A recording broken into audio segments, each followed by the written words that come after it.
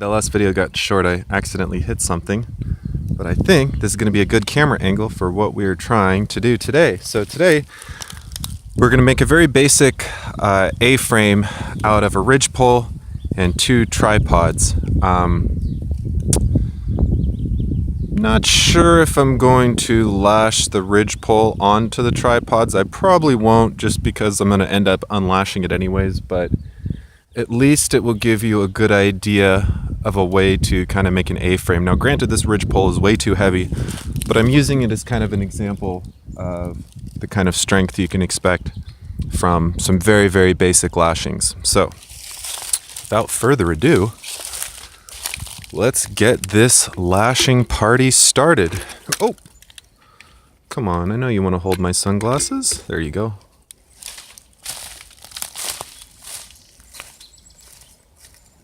In case you're wondering, all this wood was already dead. I didn't pull anything off a tree, not damaging any alive pieces of nature. Grab my trusty hatchet here. In fact, we also need to grab some trusty rope. I think we're going to use what the? Oh, it's a little squirrel. It's two little squirrels chasing each other. Alright, so I think we're going to use our paracord. I'll have to cut it, and unfortunately I don't have a great tool to seal the ends, but that's alright. In fact, let me real quick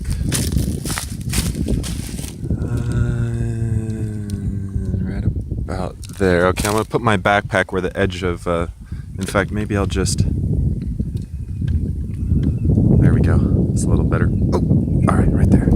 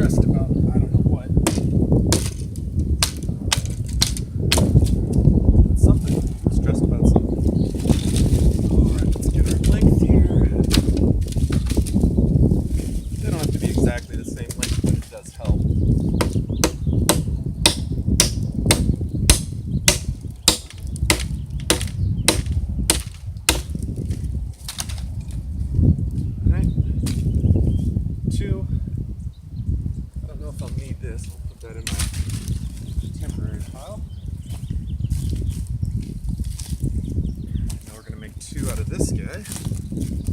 Go ahead and just take this out. Alright, 45 degrees, right?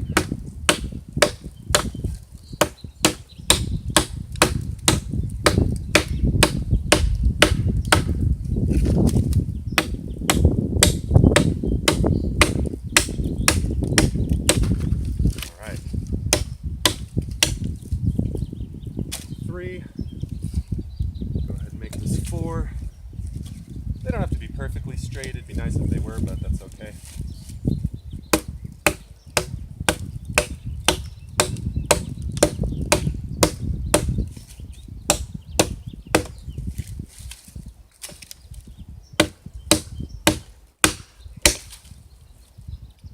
Four. This one's all nasty. 5.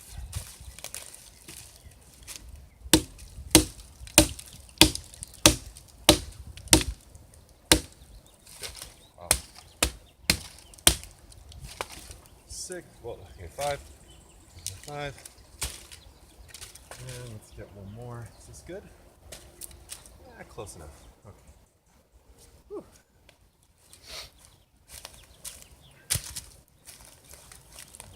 this a little this way.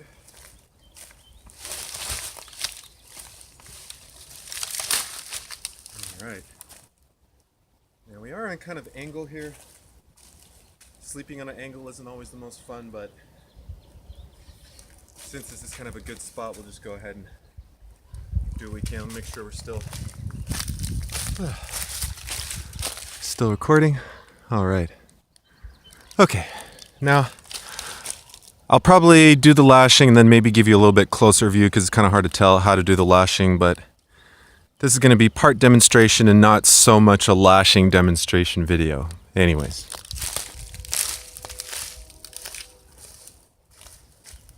There's two parts of any lashing. There's the wrapping and the frapping. The wrapping goes around like this and the frapping goes between. Probably a lot of great videos on lashing on YouTube, so but at any rate, get our pseudo paracord, 160 pound braking strength here as opposed to the 550, which is much better, but that's okay.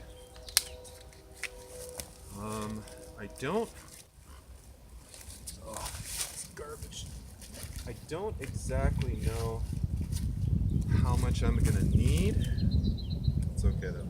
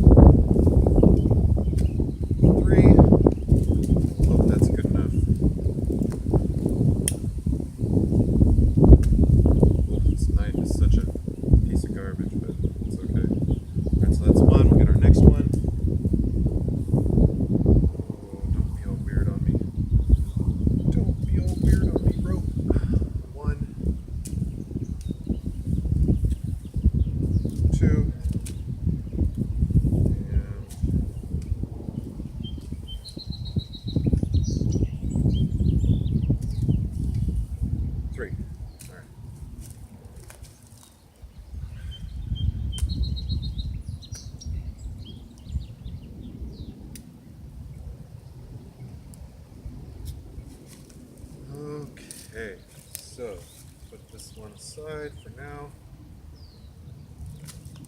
Let's start. Doesn't really matter which three you choose, but I'll choose these three to start. So, and in fact, I will bring this guy over, maybe just something to kind of rest them on so they're not on the ground. Okay, so let's get those over like that. So this is a really easy lashing to do. We're going to go around, it's the wrapping, then we're going to go between these two and those two, and that's the frapping. That's all there is to it. And I have already secured my rope to the ground with this log. Come here, buddy. Okay, so let's go. We're gonna go pretty high up on these. Start with a nice simple clove hitch. There's a lot of different knots you can use, but clove hitch is pretty good. Especially when you have kind of a rough surface like these pieces of light clove hitch is a good choice.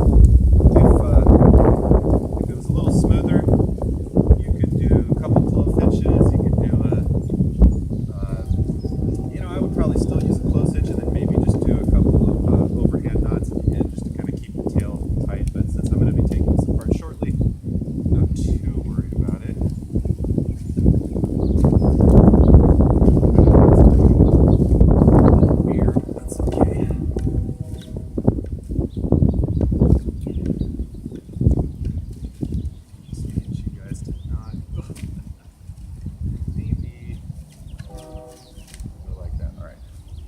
try to start with them kind of close together. So,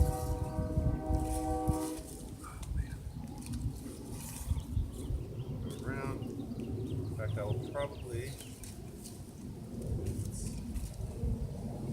let's get this coiled up a little bit because this is going to be a little bit of a pain, I can tell.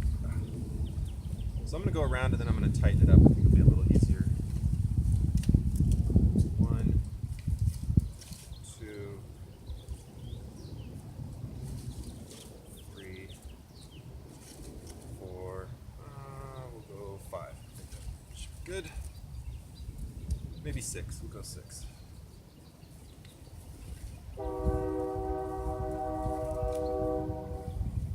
Right. So let's get to the tightening. Now don't feel like you have to get it ridiculously tight. The wrapping, the frappings are going to help with that. In fact, these things are almost so close it's going to be a little bit tricky to do that, but let's just go ahead and try here.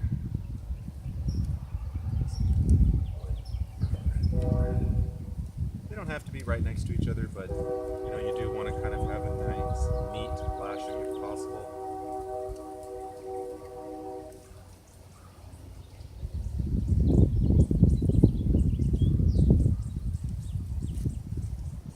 You can always use a stick like this and kind of give it an extra pull if you want to, but I'm not too worried about it at the moment.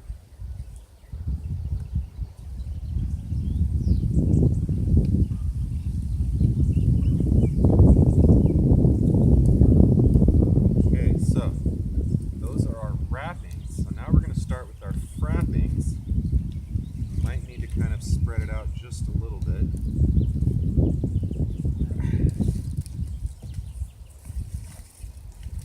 So, here.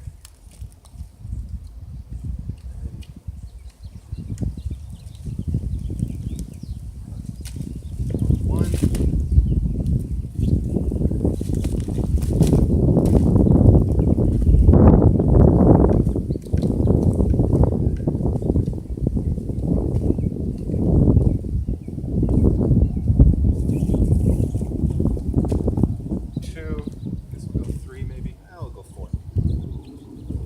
That many. Doesn't exactly help. A few tight ones is much better than a bunch of loose ones.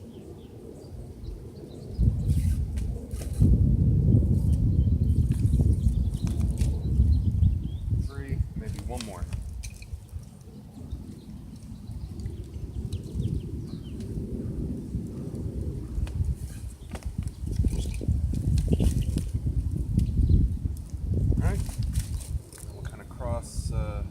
Cross over here.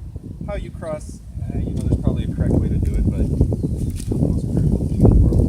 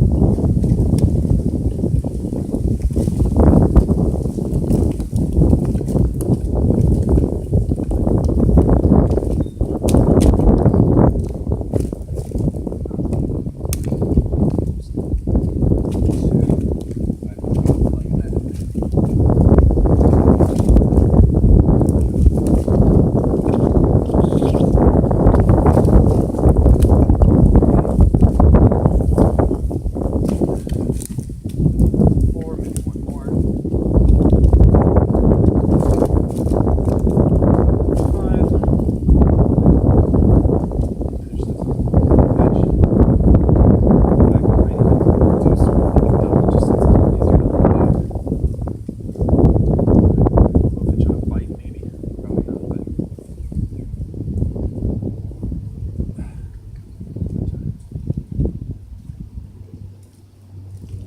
So, just wrap this around, just kind of get it out of the way, put a hitch on it. Alright, so there's one tripod that, oh, wow, that one of these pieces might crack on me, but essentially, it's going to go like that, something like that. So we'll put this over on the side.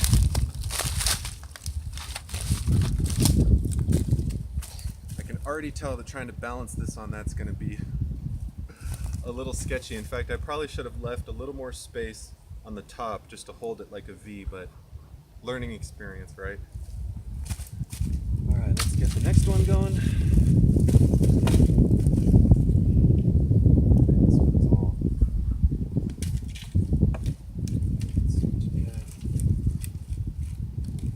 I like that booger on top.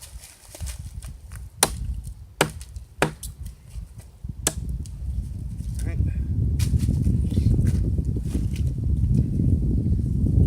I think I will give this one just a little more space and we'll see how it works out. Give that one about 12 inches or so. So we'll come about right here. Now you notice the lashing was almost too tight on that tripod. So I might do this one just a little bit looser. The lashing, it's really not going to come undone even if it's just a little bit loose. So, you know, in a lashing, for a tripod lashing, because you're moving it after you lash it, you might want to leave it a little bit loose. Other lashings, like a cross lashing or like a parallel lashing, you're probably going to want it a lot tighter. So, go ahead and start with the low pitch.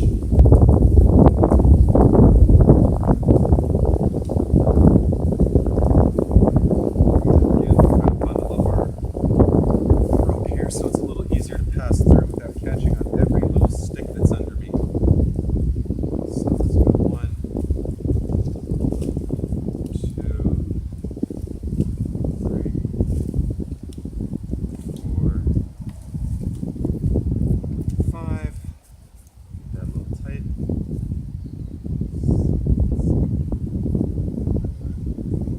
6, just a little high.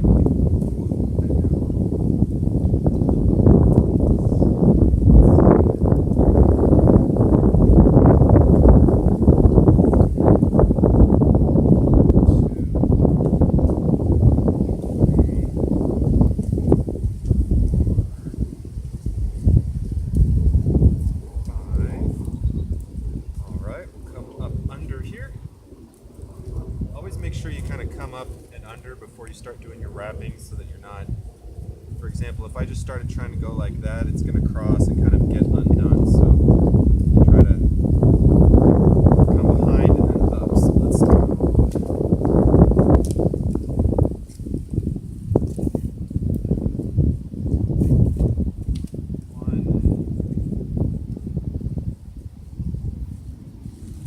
Oh my gosh, you just want to catch everything.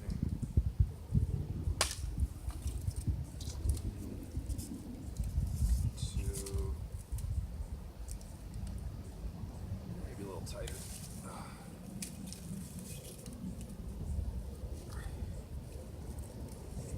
3, go 4.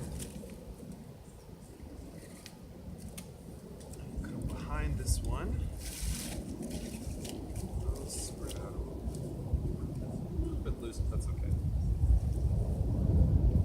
That's good. Twist that a little bit.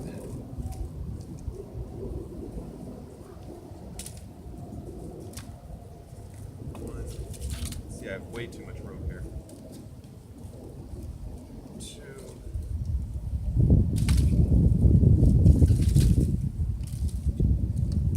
3.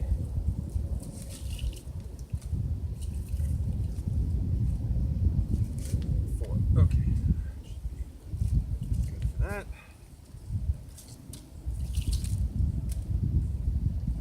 And let's see here.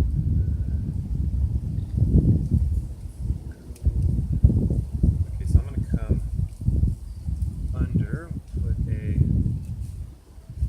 clove hitch with the bite through here, and just kind of take the tail and wrap it around. Actually, I think I'm actually going to leave this, help secure the other one. In fact, I wonder, maybe I'll do that on both of them. Might turn out to be useful.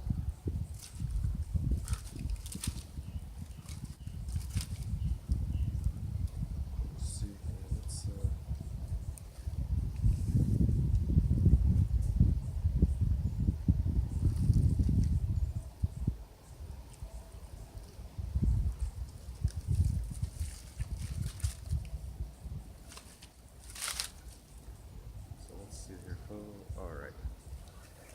Perfect, and then I'll have just enough to tie over the top of our ridge pole. So, whoops, I'm trying to do this clove hitch the wrong way. In fact, this wasn't even a clove hitch, was it? Oh, I see what's going on. Okay, so we gotta.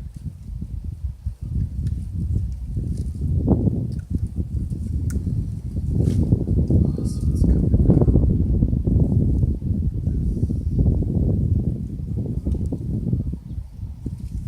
There we go. Look at that. It's one hitch.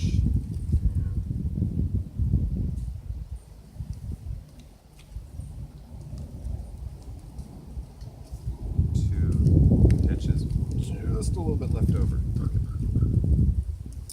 So, move this tripod.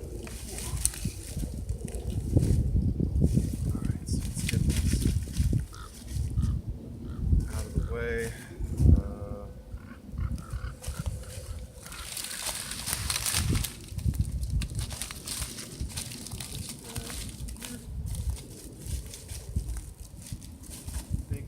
Right here is going to be good.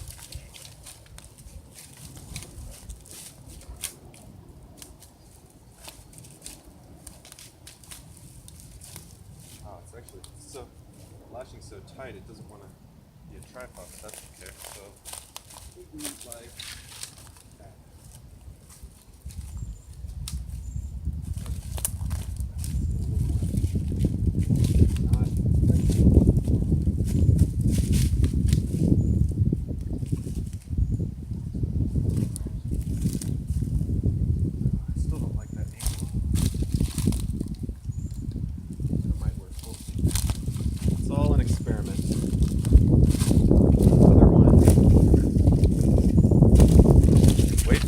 At the end of this video.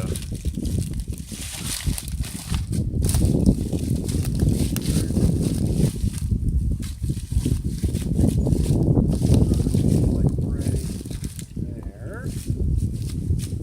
Okay. Now, moment of truth. I think we're still maybe a little close, but let's see.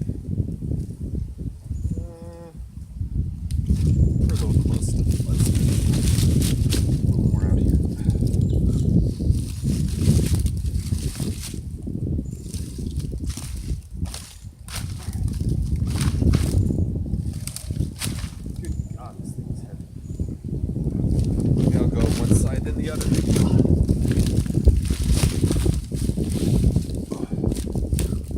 Right.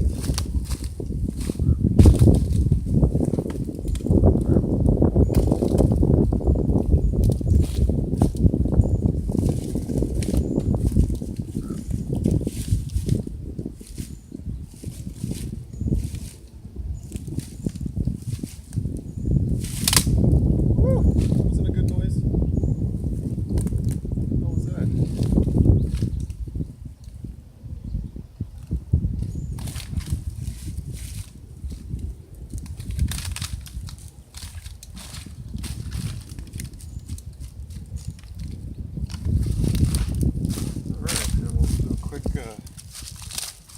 Up the top here.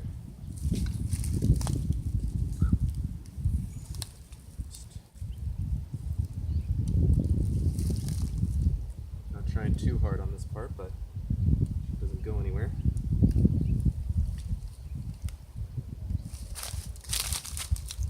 Come around here.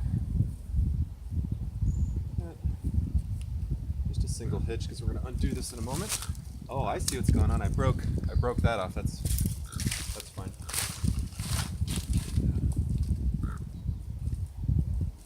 Okay. Like this. Come over here like that. This guy.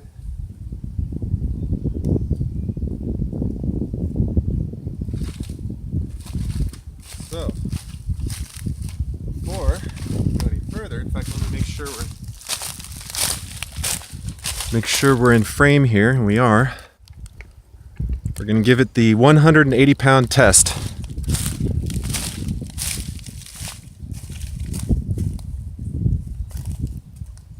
Try this at home, kids.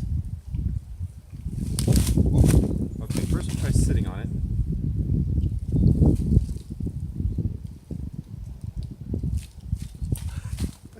Can't resist, right? We'll try the more dangerous.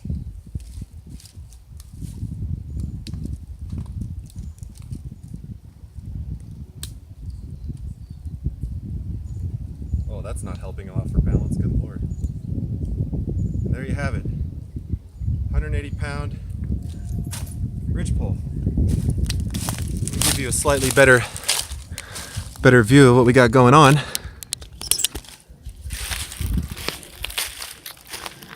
Now, this is obviously a little bit low. The ridgepole's a little bit ugly. My supports are under a little bit of strain. But you can kind of get the general idea.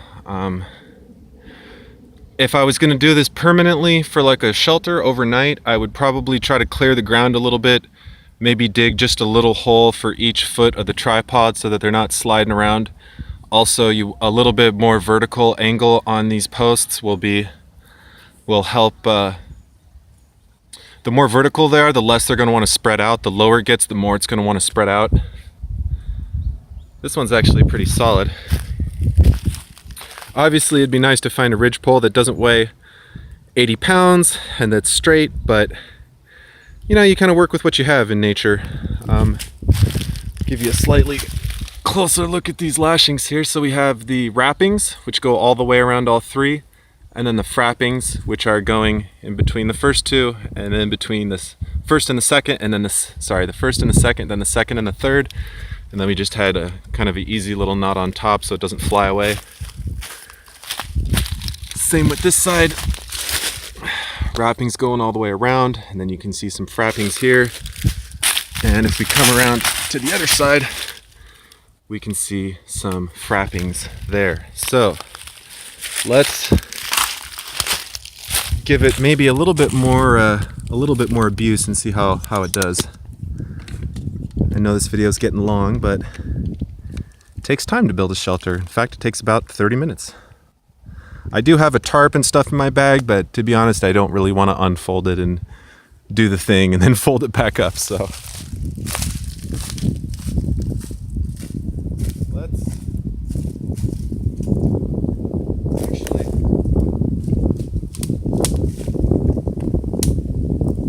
Yeah, a couple of these pieces are a little rotten, but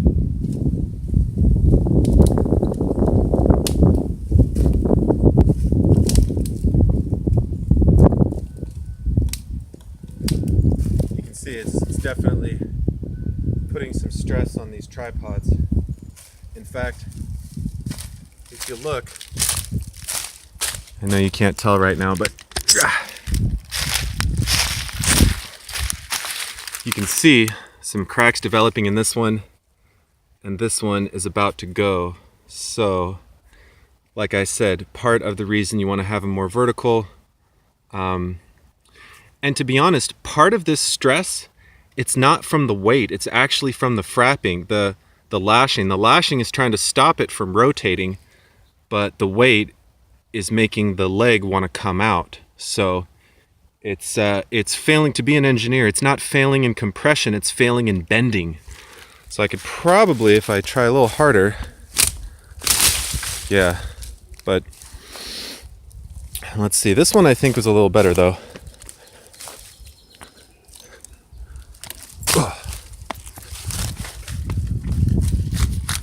Yeah, see, the foot wants to kind of wants to walk over there. But you can tell, you know, if you had a ridgepole that was, you know, 20-30 pounds, you'd be in a lot better shape. The lashing is definitely not the hardest part. Just having the materials is kind of a challenge, being able to cut them up, you know, get them all to the same length. But not a terribly complex process. I'll go ahead and undo this and kind of show you a little more close-up of the lashing here.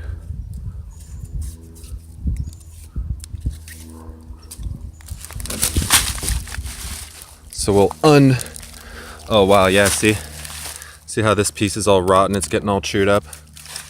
But here's a slightly better view of the lashing. You can see the wrappings going all the way around, and then we did wrapping, yeah, and then frappings here, and then frappings there. You could probably even get away with less. You know, I think I had like 5 or 6. You could probably go 3 and 3, 4 and 4. You don't have to match the numbers or anything like that. The wrappings are just going to kind of start to hold it together, and then the frappings are what kind of tighten up your lashings. As you're doing this, you might want to, after you lash it, you might want to try to form a tripod with it, and if it feels a little snug, come back and maybe loosen it just a smidge, because as we've seen, if it's a little bit too tight, it can actually put a bit of stress on the wood, but the pieces that aren't as rotten, we're doing a little bit better. So, till next time, YouTube. That's how you make a little A-frame shelter. I encourage you to get out into the forest or get out into the park, away from the sirens and honking cars and slamming doors of your neighbors, and just enjoy the beauty, enjoy nature. Birds, butterflies, and the wind. It's quite a beautiful thing to behold. Till next time, YouTube. Like, comment, subscribe, and keep prepping.